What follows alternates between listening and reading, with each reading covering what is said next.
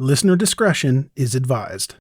Hello and welcome to Comedy, the podcast that helps you find new, emerging, and undiscovered independent comedy podcasts. I'm Greg, the host and curator of comedy. Today's episode is from Sandwiches of Many Varieties. Sandwiches of Many Varieties is a solo mockumentary-style extravaganza. The Moth Meets the Muppet Show. If you like today's episode, make sure to check out the episode description for links to subscribe. All right, let's get this show started. Begin. How was money raised for the war effort? No, not a bake sale. Bow, bow, bow, bow, bow. I'm Ted Couple. Boom, boom, boom, boom, boom, boom, boom. I'm Ted Couple, and this is Sandwiches of Many Varieties. I don't know what it was about my junior high and high school years, but I feel like I came into contact with a lot of really zany teachers. In 8th grade, I had an English teacher who took me and a few of my friends to professional wrestling. It was like one of the greatest professional wrestling cards probably in history. Andre the Giant, Bob Backlund, Hulk Hogan, Mr. Fuji, and Mr. Saito. I can't even imagine a teacher being able to do that now. Another teacher, a Latin teacher, gave a kid extra credit because he brought in an empty box of Alexander the Grape candy. It got tacked up to the bulletin board. I had a physics teacher who gave pretty much everyone an A+ in the class. That was the starting point. And you could get more pluses by using extra colors in your physics homework. There's no reason to do that. It doesn't teach kids physics, certainly. But what it does teach you is that people are strange. That might be the enduring lesson of a lot of my education. And now we're gonna read a book, The Europeans by Luigi Barzini. And it's about Europe, the different countries of Europe, the different peoples, the nations. I've always been interested in history. I've always had a passion for it. I have a bit of a temper. One time I threw my folder on the floor and I put it back on my desk and then I threw it on the floor again. The different populations there in Europe.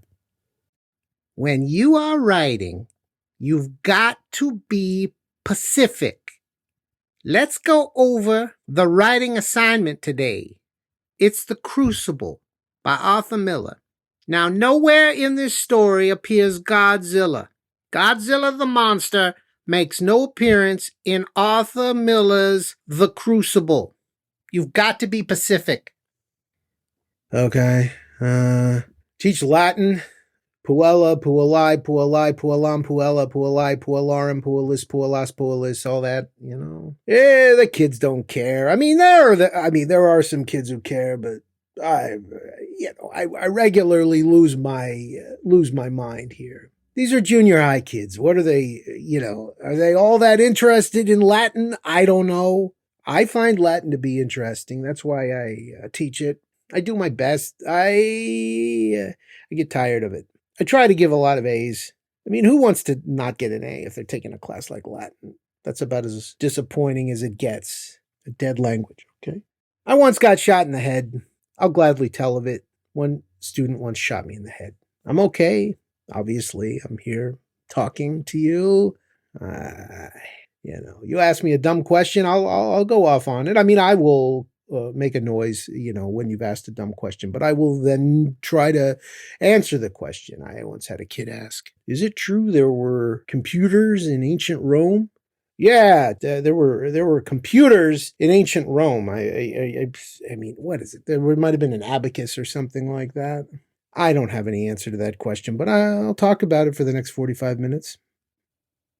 Ba ba ba da ba ba ba ba da ba ba. Ba ba da ba ba. Welcome to my music classroom / place you can buy bus tokens for some reason and miniature Reese's. They're delicious. I think the ratio of chocolate and peanut butter in the mini Reese's is better. I enjoy choreography. No song is complete without a twirling finger in the air, a do-si-do. It makes it so much more festive. I'm running from something. There's something chasing me, some sort of hyena. Why the heck fire am I so full of energy in such strange directions? I've got a million strange directions. I've got strange dances to put to these songs. I've never been married. I've been married to the music, married to the presentation, married to the directing of the show, married to the fear. That hyena wants the end of me. I don't know what I did to the hyena, but an animal like that doesn't come after you unless you have done something to it. I don't particularly like kids. Junior high school is exactly the age that I should be teaching. They're difficult. They are rough. They're not formed yet, but they have just enough sharp edges to cut you. And they will cut you. I've been called an odd bird. I've been called a cold fish. Tried to go cold turkey. Care for a mini Reese's?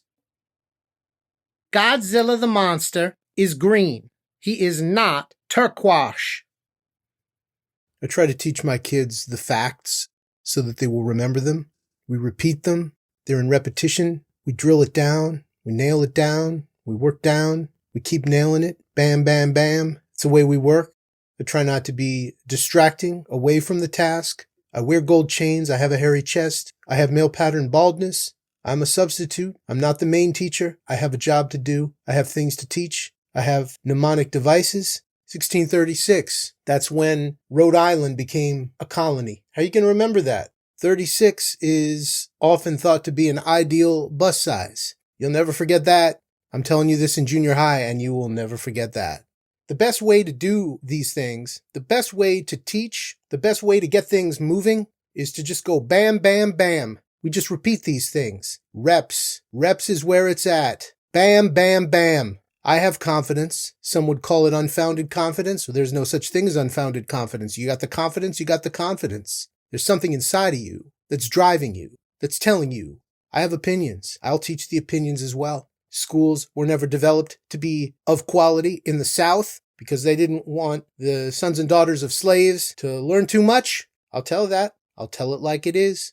I'm a substitute, but I got a job to do. I got minds to mold. I got a standard to uphold. You think I'm not going to? You think that what I'm saying is going to fall on deaf ears? You think that what I'm saying is going to be forgotten over the years? No, sir, no, ma'am. Bam, bam, bam. I've got a job to do. Take me by the hand. Take me where you go. Waiting for an answer back, but sometimes you don't know. Well, it seems all the reasons why. Well, it seems all the rhyme half the time.